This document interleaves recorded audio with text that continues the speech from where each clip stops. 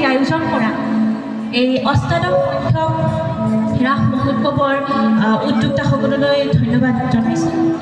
লগতে আজি ইয়াতে উপস্থিত সকলো ভক্তমান ৰাইজলৈ মই ৰাস মহোৎসৱৰ শুভেচ্ছা জ্ঞাপন কৰিছোঁ আৰু এইখিনিতে মই মোৰ গীত গাবলৈ আৰম্ভ কৰিম। কিবা ভুল ভ্ৰান্তি হ'লে ক্ষমা কৰিছোঁ। ধন্যবাদ।